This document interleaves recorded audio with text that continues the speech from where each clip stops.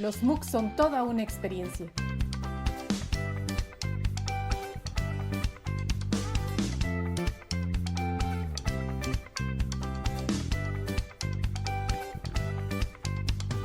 Y los hay en todas las áreas.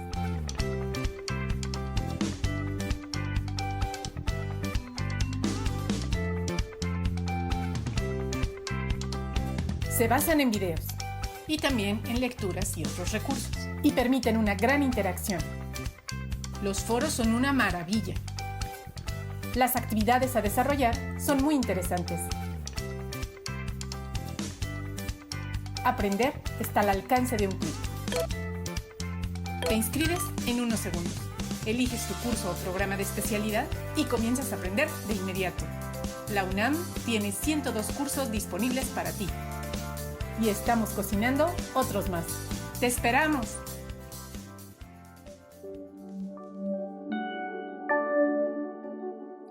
Hola, bienvenidos a la tertulia de Educación a Distancia de la Coordinación de Universidad Abierta, Innovación Educativa y Educación a Distancia de la Universidad Nacional Autónoma de México. Un servidor, soy Melchor Sánchez, profesor de la Facultad de Medicina y conductor de este programa.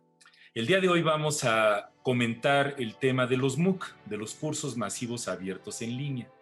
Para ello tenemos a tres distinguidos invitados, tres participantes. Tenemos a la doctora Guadalupe Vadillo. Ella es psicóloga con un máster en educación del sobresaliente y talentoso y un doctorado en educación. Es profesora de la FES Iztacala de educación a distancia y actualmente es la responsable de los cursos MOOC en nuestra dependencia y del bachillerato a distancia de la universidad. Bienvenida, Lupita. Muchas gracias por la invitación, Melchor. Por otra parte, tenemos a la doctora Jacqueline Bucio García. Ella es licenciada en Lenguas y Literaturas Hispánicas por la UNAM, maestra en Estudios de Asia y África por el Colegio de México y doctora en Lingüística por la UNAM. Actualmente colabora en el bachillerato a distancia y también en los cursos masivos abiertos en línea de la UNAM. Bienvenida. Muchas gracias. Y por último, nos acompaña el actuario Carlos Ernesto López Natarén. Él es académico del Instituto de Física, profesor de matemáticas, de álgebra y probabilidad y estadística. Obtuvo un diploma por 15 años de servicios académicos en la UNAM y distinción por mejor promedio de la maestría en finanzas cuantitativas. Bienvenido, Carlos. Muchas gracias por acompañarnos. Muchas gracias. Muy bien, pues el título del programa es Los MOOC me han seducido, confesiones de estudiantes y maestros. En esta primera ronda quisiera soltar de principio unos números. Los cursos masivos abiertos en línea hasta el año pasado tenían más de 110 millones de estudiantes en el mundo, en más de 900 universidades, más de 13.500 cursos y muchas de esto que se llaman microcredenciales, inclusive maestrías a distancia. Y este año, con la pandemia, su uso escaló de una manera impresionante a partir del mes de marzo. Entonces, pues la primera pregunta para ustedes, Lupita, pues ¿cómo te sedujo esto de los MOOC? ¿Cómo se conocieron? ¿Cómo comenzó la relación? ¿Dónde fue la primera cita? En mi caso fue un flechazo total desde el primer momento. Resulta que los descubrí a través del doctor Keith Devlin de la Universidad de Stanford con un curso que se llamó Pensamiento Matemático. Me encantaba el tema y me encantó el formato. A pesar de que en esos primeros MOOC, creo que fue en 2012, se violaban todas las cosas que ahora se dicen que debe hacerse en un MOOC. Por ejemplo, sus lecciones eran de 40 y tantos minutos cada video. Y ahí estábamos todos dándole durísimo todo ese tiempo en temas de matemáticas. Pero me encantó, me pareció que era una opción que daba la posibilidad de que el estudiante avanzara efectivamente a su ritmo, de la manera más flexible del mundo, a la hora que uno quisiera. De repente yo me conectaba en la tarde, pero de repente me conectaba a medianoche porque era cuando podía, y finalmente lo terminé y me sentí muy orgullosa. Entonces también me di cuenta de que además de la intensa comunicación en foros con mis colegas de todo el mundo, también había una sensación de satisfacción muy especial, diferente de la que da un curso tradicional, de los que tomamos en un salón con 20 o 30 personas. Así es que tuvo su encanto en todos los sentidos. Muy bien, Lupita. Pues, Jackie, ¿cuál es tu historia? Es una historia complicada, vamos a decir. Para mí el espacio fue uno totalmente inapropiado. Para mí el flechazo fue en Twitter.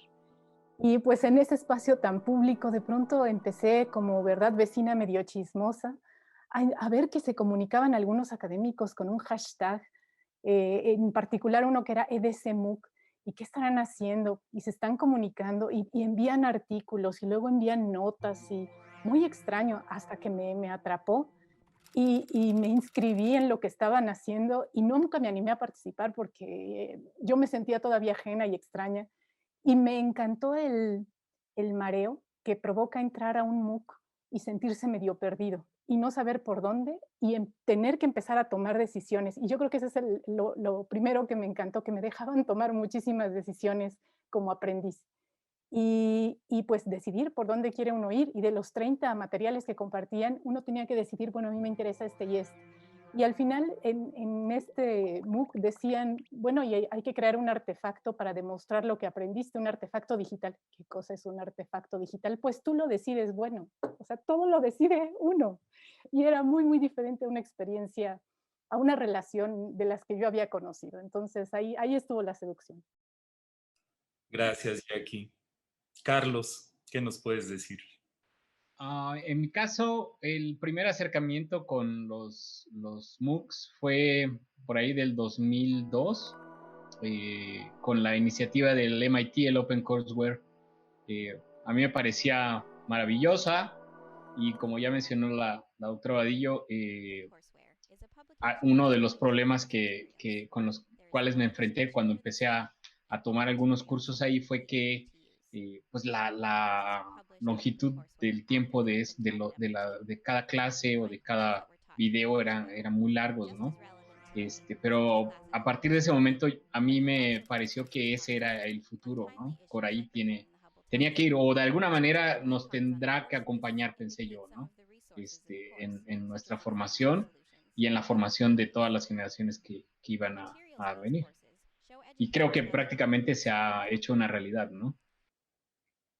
Si ya ven que inclusive a los MOOC en el año 2012, el periódico New York Times inclusive lo declaró el año del MOOC. Y hubo algunas personas que dijeron que con esto las universidades iban a desaparecer con un optimismo desbordado. Y aplica esto de la curva de las innovaciones, que primero hay un pico gigantesco de expectativas, después viene esto que le llaman el valle de la desilusión, y ya después empiezan las cosas a tomar su curso en una manera más, llamémosle, establecida, ¿no? Entrar a esto que llamamos la corriente principal. Y ahorita, en la pandemia, en la que todo lo que estamos haciendo para prepararnos, estudiar y enseñar, lo hacemos a distancia, este tipo de cursos caen perfecto en este momento para ayudarnos a salir adelante. ¿Qué opinan de la palabra masiva? A muchas gentes les incomoda. ¿Alguien quisiera comentar, Lupita, esto de masivo que para algunas gentes se contrapone a la educación en la que queremos que haya pocos estudiantes por un curso? ¿Qué nos dirías de la palabra masiva? Bueno, yo soy de las que todavía no tiene mucho problema con esa palabra, pero ahorita vamos a escuchar a Jackie y verás que es otra perspectiva totalmente distinta.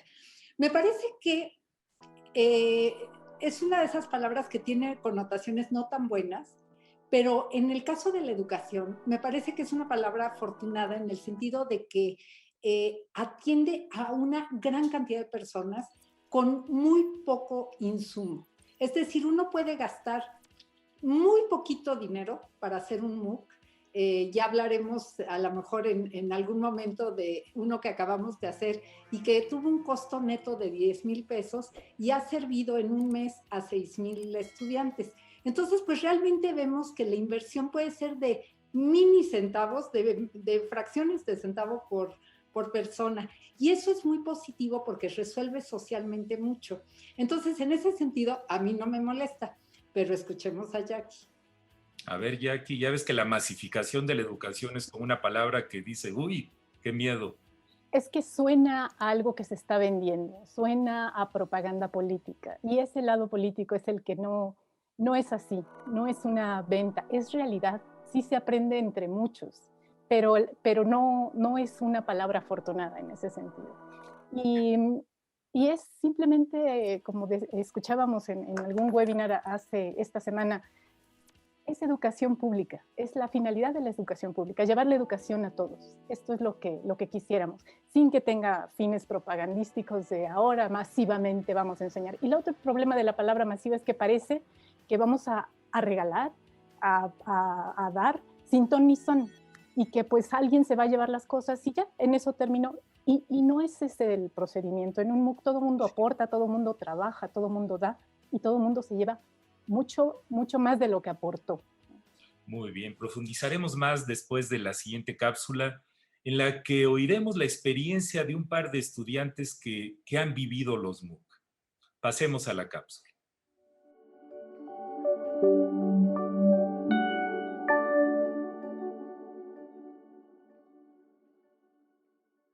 Bueno, en el mes de mayo una amiga me mandó una captura de pantalla sobre los MOOC, sobre el catálogo de los cursos, lo cual me llamaron la atención. Entonces lo que hice fue guardar esa captura y después de terminar el semestre pues inicié con el primer MOOC el 6 de junio. Entonces fue poco a poco, fue gradual, fui adaptándome a esta plataforma y me di cuenta que había muchísimos cursos por parte de la UNAM, y lo cual me fascinó. Entonces alrededor de 60 cursos son los que he tomado hasta hoy en día. Ahorita tengo pendiente 3 y tengo pensado de tomar más cursos en un futuro. De todos estos cursos que he tomado, diría que son 2 los que más me han gustado. El primero es las estrategias de negociación, ya que me permite, o más bien el profesor con los distintos cursos que tiene esta especialización, me ha permitido como que abrir mi mente a que tengo que forjar más ciertas habilidades en las negociaciones para poder llegar a acuerdos satisfactorios, ya sea a nivel personal o a nivel profesional. Otro curso que me ha gustado mucho es uno por parte de la Universidad de Sydney, que es psiquiatría positiva y salud mental, en la cual habla mucho sobre las enfermedades mentales, sobre las causas, los tratamientos y la ayuda. Este curso también me fascinó mucho porque tiene muchísimos especialistas, lo cual me permite darme una visión más general y más amplia de qué es lo que piensan otras universidades acerca de estos temas. Hola, ¿qué tal? Soy Nora Matamoros, profesora de la Escuela Nacional Preparatoria en el plantel 6, y estuve inscrita en el MOOC sobre Modelo para Armar. La verdad que fue una experiencia extraordinaria, primero porque ingresé a un lenguaje que no conocía, segundo porque me percibí completamente acompañada dentro de ese programa por las profesoras a través de esos microvideos que a la vez que me iban enseñando, también me iban mostrando cómo es ese modelo para armar con una presencia social del profesor. Y fue tan flexible porque en estas 4 semanas en que hemos estado trabajando, fue ingresando la información de manera gradual y me fue permitiendo encontrar una manera distinta de plantear mi curso, el curso de lógica, que es el que quiero armar y sobre el cual estuve trabajando. Y esto implica que me ha fascinado tanto que estoy dispuesta a seguir otros cursos de MOOC donde pueda yo seguir aprendiendo mucho más sobre este lenguaje, que es el lenguaje a distancia, la enseñanza a distancia, que me parece fundamental, sobre todo porque permite al estudiante ser parte del aprendizaje. No estamos fuera, no es simplemente una imposición, por el contrario, es una sugerencia, y esto lo permite justamente la presencia social del profesor a través de esos microvideos, que además son súper interactivos, súper claros y con toda la información a la mano. O sea, no te pierdes porque tienes una calendarización, porque tienes una serie de actividades y vas gradualmente construyendo. Ahora yo estoy ya construyendo este curso y la verdad que me ha parecido fácil hacerlo y pues estoy muy contenta de haber cursado este MOOC, Modelo para Armar.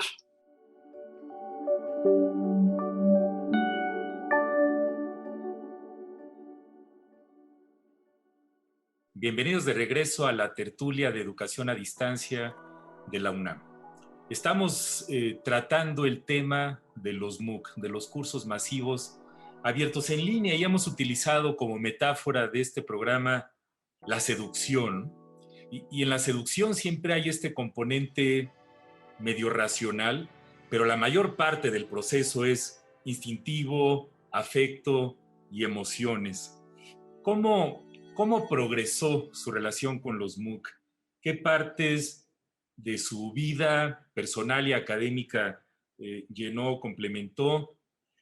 Esta palabra está medio fuerte, pero hubo algunas infidelidades, momentos de tensión. Pues Carlos, ¿cómo fluyó la relación? Bueno, a mí me pareció en un principio maravillosa la mera idea de poder escuchar o tomar clase, aunque no hay en los MOOCs, en realidad no hay una interacción directa, ¿no? Por medio del video, el mero hecho de poder presenciar la clase de la gente que admiras, tal vez, no sé, los libros con los que te has formado, de los ejercicios, ¿no? Que de estas personas que crearon estos libros, a mí me parecía maravilloso, o sea, y por eso mismo pensaba que pues no había vuelta atrás, este era el camino, ¿no?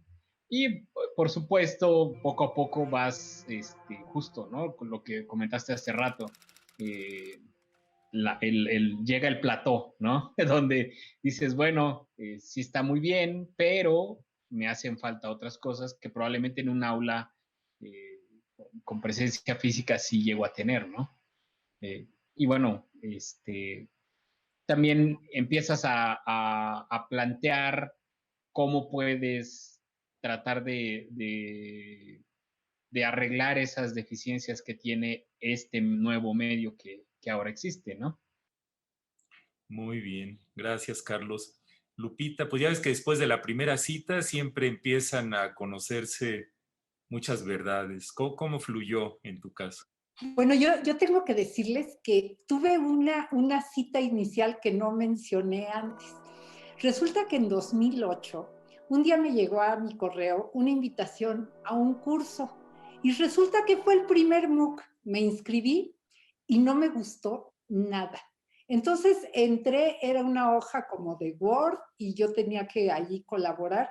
Dije, ¿qué es esto? Esto está muy aburrido y lo dejé, lo cual es algo de lo que me arrepiento como de mis pecados, porque hubiera pasado la historia, pertenecer al primer MOOC que se hizo en la historia con Siemens y con Downs. Pero bueno, así es la vida, tuve mi segunda oportunidad y de ahí ya no los he soltado. La verdad es que yo tengo que decir que sí, soy una seducida por los MOOC y que hay MOOCs que me gustan más que otros. Por ejemplo, me acuerdo mucho de uno de arquitectura japonesa por la Universidad de Tokio que me absolutamente fascinó. Y recuerdo prácticamente todo lo que se dijo ahí. Lo interesante de los MOOC es que uno aprende tanto para la docencia, ya sea en línea o presencial, pero también, bueno, presencial, como dice Jackie, presencial también es en línea, pero digamos físicamente presencial, en un salón de clase con bancas y con alumnos con los que tenemos relación a unos metros de distancia. Creo que aprende uno a que es importante tener información y disparadores de pensamiento y de duda y de conflicto cognitivo muy cerca uno del otro, que es muy importante tener interacción todo el tiempo con el estudiante, que uno no puede pensar que solamente hablar es una forma de hacer docencia, sino que siempre tiene que haber esta relación de ida y vuelta con nuestros aprendices. Yo creo que todos estamos aprendiendo dentro de un MOOC y esa es una gran lección que tenemos en términos de que es una organización plana, en donde todos estamos conectados, en donde cada uno somos un nodo de conexión y un nodo de inspiración para otros. Así yo aprendo muchísimo de mis estudiantes de los MOOC, igual que ellos aprenden entre sí por esas interacciones, por las revisiones entre pares. Entonces, bueno, unos son más seductores que otros. ¿Qué puedo decir? Así es la vida. Así es, Lupita. Jackie, ¿nos puedes platicar tu caso? Sí, yo fue como si me hubiera flechado una estrella de rock y después le hubieran cortado el pelo, le ponen un saquito y lo ponen muy formal. Entonces, me encantó. Yo dije, esta estrella de rock era alocado, experimental, caótico, pero cuando le ponen el trajecito en estas plataformas que surgen a partir, en efecto, con Coursera y tantas otras que están surgiendo, yo dije, esto no va a funcionar. Como ya con este saco se echó a perder el encanto. Quieren encajar y encajonar en una estructura que no le corresponde. Pero he aprendido a amar también esa faceta. Permite y da posibilidades muy interesantes también esta estructura que se les pone. A veces les llaman a los alocados los CMOOC y a los formalitos los XMOOC. Hay muchas variantes en medio, pero ambos tienen muchas ventajas, yo considero. Entonces la relación ha evolucionado, pero amando todas las facetas y posibilidades e innovaciones que proponen y que se pueden aprovechar. Así es, pues los cursos en línea hay de muchos tipos y los MOOC son como una familia de cursos en particular. Y ahora que estamos, ahora sí que encerrados, confinados y teniendo que hacer todo en línea, hay muchas gentes, millones de gentes que en estos meses han descubierto que existen los MOOC y que pueden tomar un curso con un profesor de Harvard, de MIT, de Stanford, de Oxford, de la UNAM y de muchas instituciones de todo el mundo. ¿Qué opinan? ¿Cómo ha sido la evolución en esta década de los MOOC en términos, pues, de nuestro país y de Latinoamérica? ¿Por qué al principio despegó, luego se apagó y hubo hasta quienes predijeron que los MOOC iban a desaparecer hace algunos años? Pues, Lupita, o Carlos, ya que adelante. A mí me parece que en particular para Latinoamérica, la ola va a volver a crecer, va a llegar otra gran ola, que es la que estamos comenzando a vivir ahorita, porque me parece que el reto de poder tener a estudiantes en línea, todos conectados en un mismo momento, poniendo atención a lo que el profesor está diciendo, puede volverse un poco caótico. O sea, yo no sé si han tenido la experiencia de dar clases en línea, en vivo. Es súper complicado, ¿no? O sea, perderás la mitad del tiempo que tienes disponible en resolver problemas técnicos, en todos los bloopers de toda la gente que tiene el micrófono abierto, que dejaron la cámara abierta, que pasa, no sé, el vendedor de los tamales, escucha, Eso puede ser un problema. Entonces, a mí me parece que en Latinoamérica en particular, tanto por esta interacción que puede llegar a ser caótica, como también por el poco nivel de penetración que todavía tenemos en términos de servicios en línea, ¿no? O sea, no sé, en el país, no recuerdo perfectamente la cantidad de personas en el país que tienen acceso a Internet, pero me parece que los MOOCs permiten un switcheo entre la clase presencial online, en vivo, cambiarlo a una especie de modalidad de MOOC y luego crear sesiones interactivas con el profesor donde se resuelven dudas, donde se rebotan ideas que se hayan visto en los videos que se pueden producir. Entonces, a mí me parece que prácticamente los profesores que ahora están enfrentándose a dar clases en línea, tal vez pudieran ver como una alternativa crear MOOCs y luego acompañar sus clases en vivo con los MOOCs, ¿no? O sea, a mí me parece que no están divorciados precisamente las dos modalidades, sino que se complementan muy bien.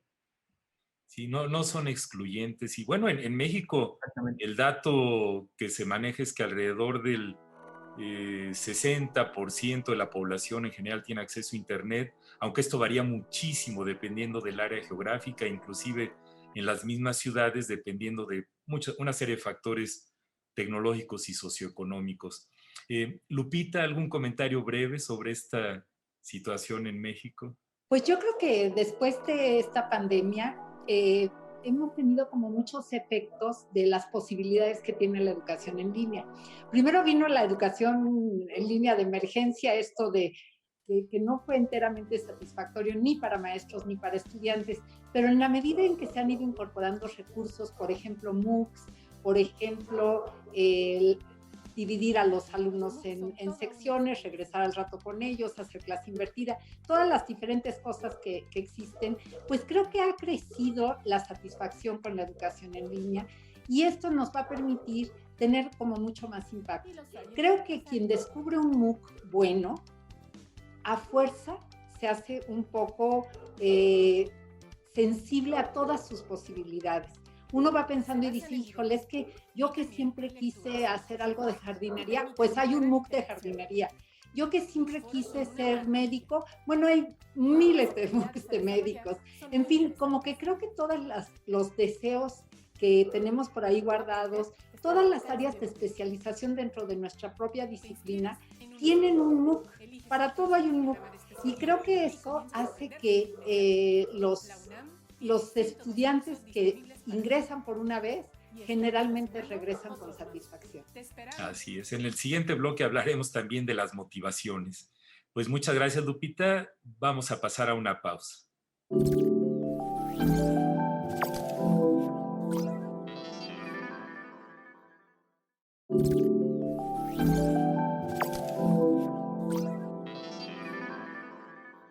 De regreso en la tertulia de educación a distancia de la UNAM. Estamos hablando sobre los MOOC, los cursos masivos abiertos en línea.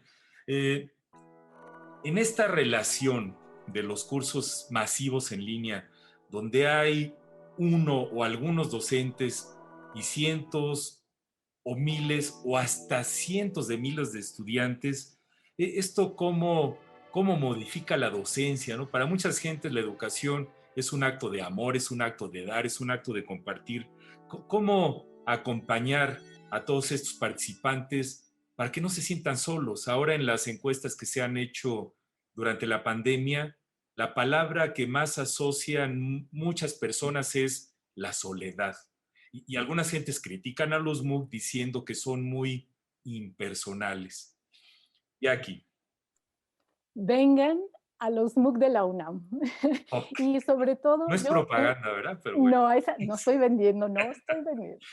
Vengan yo tuve la fortuna, cuando Lupita hizo el MOOC de Aprender, anduve participando ahí en los foros como pues docente del staff que cuidaba un poquito en los foros que pasaba, que todos estuvieran atendidos. Y bueno, el MOOC de Aprender y el MOOC de Creatividad son maravillosos por una razón, porque combinaban la presencia justo en vivo de Lupita como docente y que estábamos en los foros siempre muy pendientes. Entonces, es curiosísimo que los mensajes siempre eran, me he sentido acompañado justamente. Nadie me había puesto tanta atención en ningún curso. Nos dábamos cuenta de la influencia que puede tener un video. Es un video que entra a la vida de la gente, a la casa de la gente. Lupita tiene muchísimas anécdotas de gente que le contó que ven los videos en familia y cómo hay una influencia y se quedan platicando de los videos del MOOC en la sobremesa. Es otro tipo de interacción, algo que yo llamaría discontinuo, como veía en un libro hoy en la mañana. No se da la educación o el proceso educativo de manera lineal, como en el salón de clases, que hay un evento educativo, todos llegamos, nos sentamos y aprendemos, sino que se da en diferentes momentos. Estoy viendo un video, no pude acabarlo en la computadora, pero lo termino de ver en el celular, y en el celular contesto en un foro, y cuando regreso a la computadora tengo otro mensaje. Este ir y venir por los medios, además es como muy transmedia también, permite otro tipo de ritmo en el aprendizaje. Pero es muy curioso ver cómo el efecto es, me sentí acompañada, me sentí atendido. Me dijeron, porque hay miles de potenciales respuestas en esos foros, y después platicamos sobre la docencia, que yo creo que es otro tema. Entonces, la soledad, claro que puede suceder en un MOOC en el que nadie diga nada, lo cual es realmente improbable, ¿no? Muy bien. Carlos. Yo también tengo la misma opinión. A mí me parece que los foros son una herramienta fundamental. Ahí mucha gente resuelve sus dudas. Yo y mis estudiantes tratamos de resolver las dudas de los participantes en el MOOC. Y bueno, muchas veces también me han llegado correos directamente a mí cuando tienen problemas y trato de contestarlos todos. Y justo me llegan a decir eso, o sea, muchísimas gracias por contestar. Yo pensé que solo estaba lanzando un email al aire y bueno, sucede que sí trato de contestar absolutamente todo y tratar de que salgan de dudas o de problemas que pudieran llegar a tener. También pienso que una cosa que es fundamental y que creo que todavía estamos experimentando y tratando de desarrollar son herramientas nuevas, ¿no? Herramientas nuevas que nos permitan tener tal vez una mejor interacción. A mí me parece, por ejemplo, en particular, que la realidad aumentada va a formar, va a tomar más bien un papel fundamental en la formación de cursos en línea. Bueno, y aquí de nuevo, o sea, tiene que ser algo que empiece a generalizarse a toda la población en general, porque si solo unos tienen acceso a ello, pues se vuelve un privilegio que puede ser incluso complicar las cosas, ¿no? Para los demás estudiantes. Muy bien, Lupita. Antes en Coursera eran sesiones, se programaban, de un día empezaba, un día terminaba y se acababa. Entonces, bueno, en el primero tuvimos 56,000 inscritos y entonces coincidió que los maridos de Jackie y de Lu estaban comisionados en Los Ángeles, que son 2 horas de diferencia. Entonces yo hacía como la guardia, así como guardias médicas, digamos, del MOOC, como hasta las 12 de la noche. Pero ellas hacían lo mismo, nada más que llegaban a las 2 de la mañana y yo me levantaba a las 5 y seguía atendiendo foros, de tal manera que había como 3 horas nada más que no atendíamos a los estudiantes. Bueno, nos salió súper bien y de verdad que la gente decía, nunca en mi vida me he sentido tan querida en un curso, y así tenemos por ahí guardados ese tipo de mensajes, pero claro que no es sostenible porque dormíamos 3 horas, 4 horas diarias durante 5 semanas, o sea, fue una cosa tremenda. Pero sí aprendimos, como con esa experiencia súper intensiva, lo importante que es estar al tanto de los estudiantes. Entonces ahora lo hacemos pues en una versión más normal, digamos, que nos permita medio vivir normalmente, pero siempre estando al tanto de los MOOC. Yo creo que dan muchísimo. Hay veces que yo he tomado MOOCs en donde no me hacen tanto caso y aún así alguien sí me hace caso, es decir, otro compañero. Y entonces, bueno, digo, pues no fue el maestro, pero aprendí un montón de lo que me contestó mi colega. Entonces está muy bien de cualquier manera. Así es. Sí, ya los foros en los cursos en línea hay expertos que dicen que son como el arma secreta del aprendizaje porque hay mucha interacción. Y en este tipo de cursos donde hay gente de diferentes caminos de la vida, con diferentes niveles de conocimiento y experiencias vitales, siempre hay alguien que te ayuda, ¿no? Es algo muy bonito de esa parte bondadosa de Internet, donde la gente ayuda, participa, ve a alguien que está atorando y lo ayudan.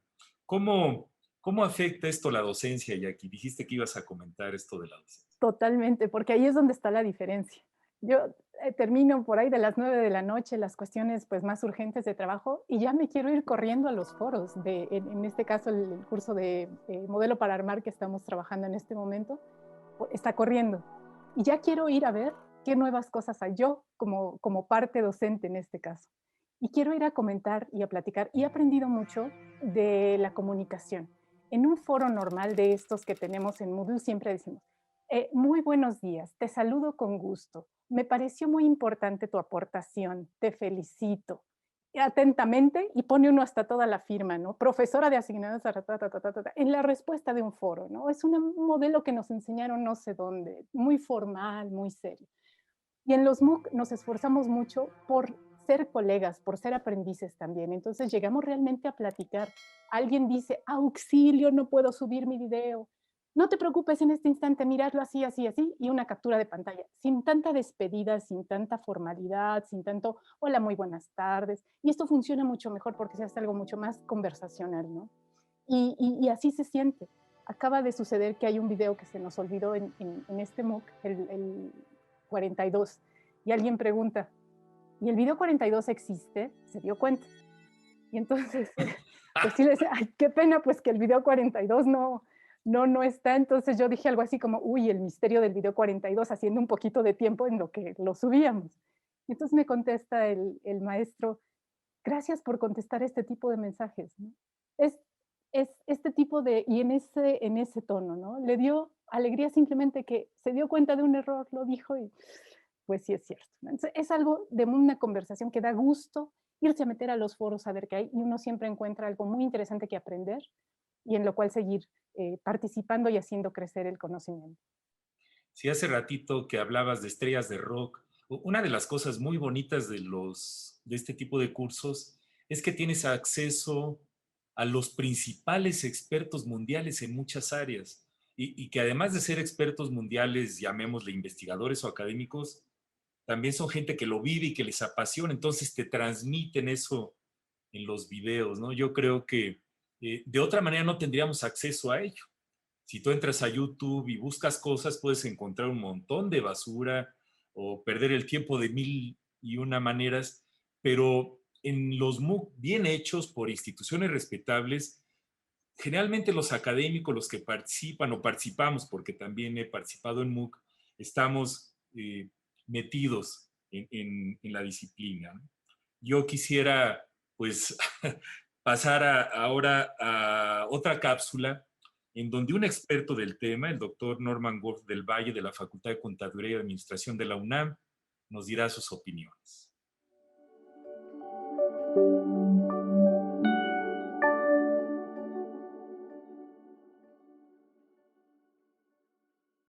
Mi acercamiento con los MOOCs fue a través de un proyecto de la División de Educación Continua de la Facultad de Contaduría y Administración. Me solicitaron hacer un MOOC. ¿Un qué? Un curso masivo en línea gratuito. Muchos requisitos para un primer proyecto y para una primera experiencia. No sabíamos a ciencia cierta qué era, cómo se hacía, cómo se desarrollaba. Pudimos ver y participar en el curso Ser Más Creativos de la doctora Vadillo. Fue nuestra inspiración y nos dio la pauta de cómo seguir este camino de los MOOCs. Entrábamos a un mundo nuevo, no sabíamos nada de ello y cada día aprendíamos algo más. Después de recibir esta notificación de participar en este nuevo proyecto, me di a la idea primero de saber qué es lo que quería transmitir, cuál era el tema, qué era lo que la Universidad Nacional y la Facultad de Contaduría y Administración quería aportar a la población en general de forma gratuita. El tema me fue muy claro: las finanzas personales. Un tema necesario para la inclusión financiera, para la educación financiera, para las finanzas de las familias. Una vez que tuve la idea muy clara, me di a la tarea de buscar más información, de desarrollar los materiales, de saber qué pasaba en el mundo con los MOOCs y con las finanzas personales. Así, me acerqué a la CUAED y me abrieron las puertas como si fuera mi casa. Así entramos en el punto medular de los MOOCs, que sean claros, precisos, fáciles de comprender, fáciles de seguir y que la gente no quiera dejar de tomar el curso. Teníamos todo para tener un buen curso, pero no lo sabíamos hasta que se lanzó y tiempo después empezamos a ver las cifras. Vimos cómo empezó a crecer, cómo había participantes de todo el mundo, no nada más hispanoparlantes, no nada más de Chile, de Colombia, de Argentina, de Venezuela. Llegamos a tener participantes de Alemania, el Reino Unido, de Japón incluso. No entendíamos cómo el mensaje de las finanzas personales había llegado a tantos lugares. En ese momento, aquella solicitud que se me hizo para realizar ese primer proyecto de la Facultad de Contaduría y Administración cambió la forma de ver mi vida académica. Comprendí que impartir clase no nada más era tener a 50, 60 o 70 alumnos frente a mí cada 2 días de la semana. Comprendí que impartir un curso masivo a distancia tenía otros requisitos, era otro tipo de población, eran otros los objetivos. Fomentar la educación continua a través de los cursos masivos en línea fue nuestra primera experiencia, pero luego entramos a los programas especializados. Y así nos fuimos sumando a las nuevas iniciativas que la COAE, junto con Coursera, lanzaban constantemente.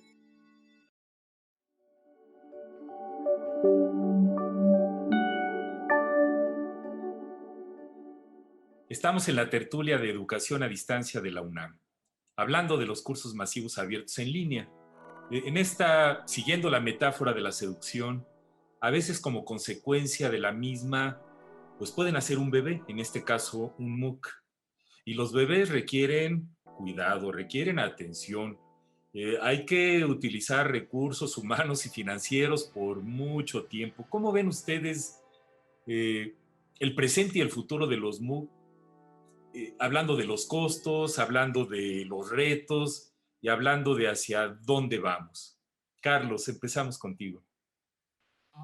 Pues yo creo que uno de los costos que tenemos es muy pequeño en términos de la producción. Es relativamente barato producir un curso. Más que nada el costo en nosotros como profesores es en el tiempo. O sea, al menos en mi caso, como era el primero que pude crear, tomó mucho tiempo. A mí me tomó 6 meses de trabajo constante, diariamente. Por supuesto, mi productora, la productora que tenía también trabajó muchísimo, la pedagoga con la que trabajé también muchísimo trabajo. O sea, fue un trabajo en equipo muy grande. Incluso yo tenía estudiantes de servicio social trabajando conmigo para crear también todos los ejercicios de mi curso, que por cierto es un curso de programación. Entonces, la dinámica es muy particular en los cursos de programación porque además tienes que calificar tareas de manera automática, ¿no? Entonces, tienes que echar mano de herramientas que te puedan ayudar a hacer todo ese trabajo, que no es trivial, ¿no? Y de hecho, todavía en este momento se siguen desarrollando herramientas de ese tipo. Entonces, bueno, el costo en el tiempo y trabajo para el profesor es grande. Me parece que una vez que pasas otra vez la curva de aprendizaje para poder crearlos, que es bastante empinada, pues, una vez que pase esa curva es relativamente fácil, ¿no? Ya quedas en un plató, ya estás mucho más acostumbrado a hacer ese trabajo, entonces las ideas empiezan a fluir más rápido, y el método de trabajo igual, ¿no? Entonces a mí me parece que una vez que pasas eso, ya vas sobre planito, casi. Toda la vida. Sí. Además, yo creo también que la universidad va a tener que, más bien se está dando cuenta, ¿no? La pandemia abrió muchas cosas que hay en la universidad, y una de ellas a mí me parece es que la apertura y el uso extenso de los MOOCs ya se están afianzando, ¿no? Eso es importante. ¿Por qué? Porque justo como ya habíamos dicho antes, el hecho de que estos sean masivos,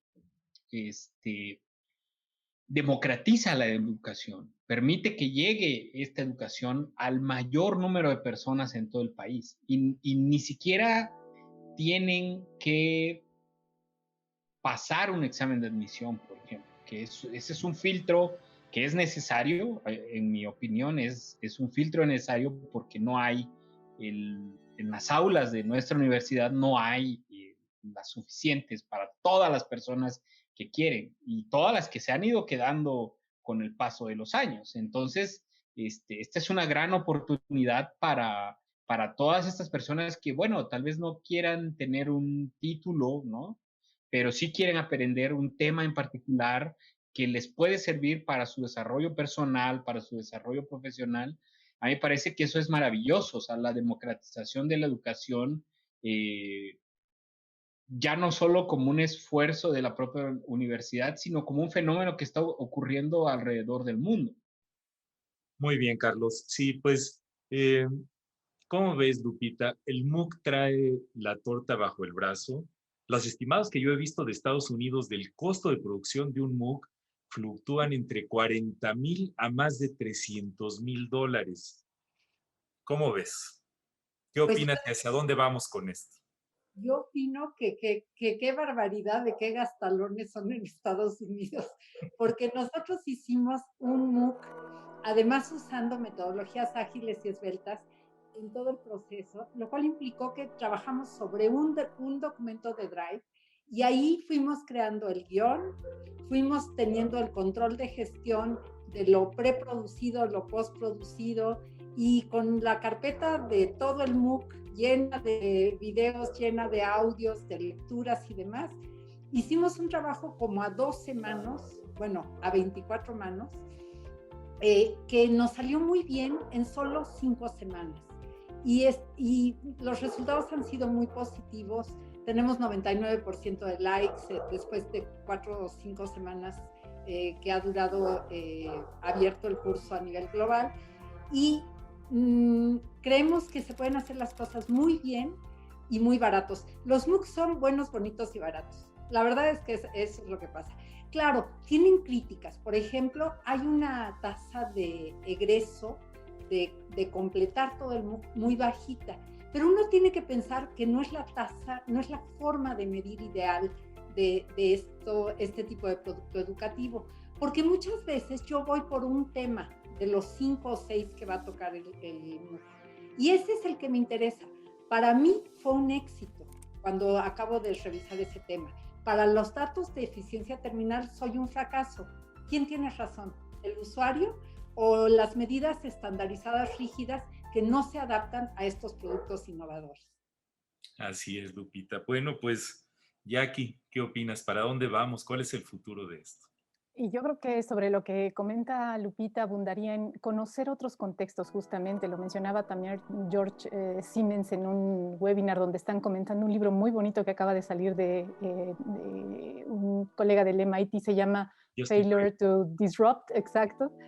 Están comentando el libro y él decía, hay que ver otros contextos, que era una pequeña, no era una crítica, pero que el libro podría haber buscado en el contexto de China, en el contexto de India, qué formas están asumiendo los MOOC en estas poblaciones. Habrá que ver también en Brasil, por ejemplo, qué hace. En fin, a mí me encanta FON, la plataforma francesa, y de la Fundación Orange también hay unos experimentos muy interesantes.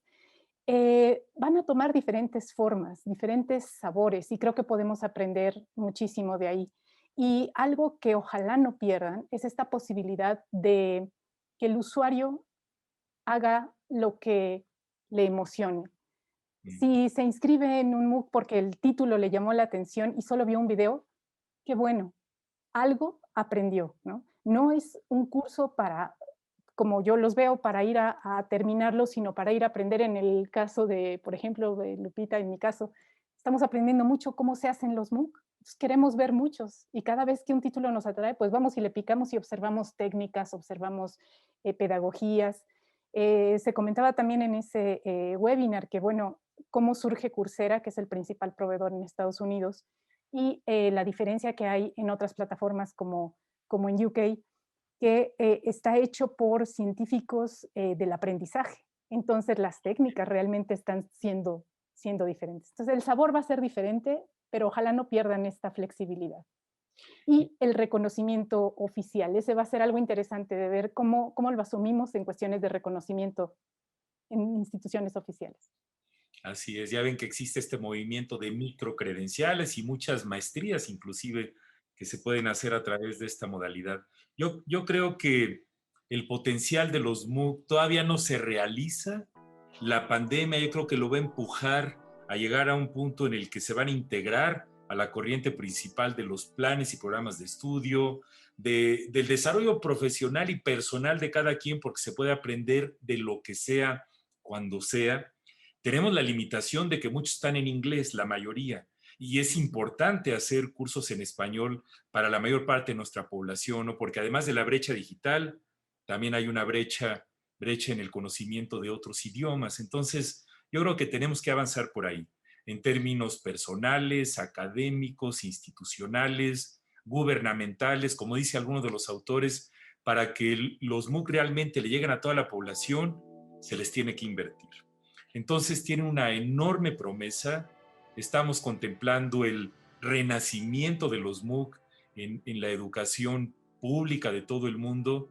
Los invito a que los exploren y pues les agradezco mucho, Jackie, Lupita y Carlos, por su participación y por sus excelentes comentarios. Muchísimas gracias. Nos vemos en la siguiente tertulia.